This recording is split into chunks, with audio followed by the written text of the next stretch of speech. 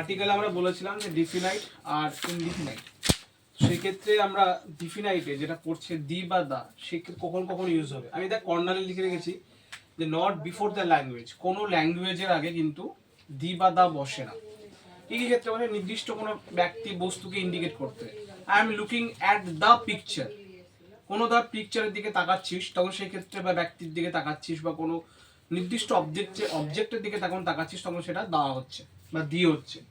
শ্রেণিক বা জাতি, নদী, সাগর, মহাসাগর, ধর্মগ্রন্থ, সংবাদপত্র যেগুলো আনচেঞ্জেবল, যেগুলো rare, the Statesman, the Gita, the Mahabharata, এগুলো তো the sun, the moon etcetera লেখা আছে। অর্থাৎ যেগুলো অবজেক্টগুলো খুব ইউনিফিকেশন রয়েছে, অ্যাভেলেবেল নয়, ঠিক আছে, সেই ক্ষেত্রে কিন্তু দা বসে।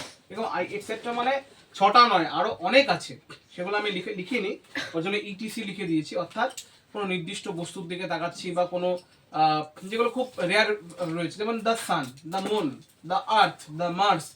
সান, মুন এগুলো তো আর অ্যাভেলেবেল নয়, সেই ক্ষেত্রে দা বসছে। যেমন ধরো সংবাদপত্রের মধ্যে দ্য স্টেটসম্যান, দ্য আনন্দবাজার পত্রিকা, এগুলো তো অ্যাভেলেবেল আনন্দবাজার পত্রিকা নেই, তো সেই ক্ষেত্রে আমরা দা বসাচ্ছি।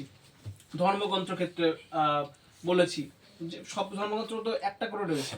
তারপরে সংবাদপত্র বললাম, নদী, the Arabian sea, the Pacific ocean, এইগুলো, ঠিক আছে। দ্য গঙ্গা, সেই ক্ষেত্রে জাতির ক্ষেত্রে দ্য বেঙ্গলিজ, ঠিক আছে। এইগুলোর ক্ষেত্রে দ্য ইংলিশ, ঠিক আছে। এইগুলো তো অ্যাভেলেবেল নয়, এগুলো তো একটা করে রয়েছে। এইগুলোর ক্ষেত্রে দা বা দি হবে।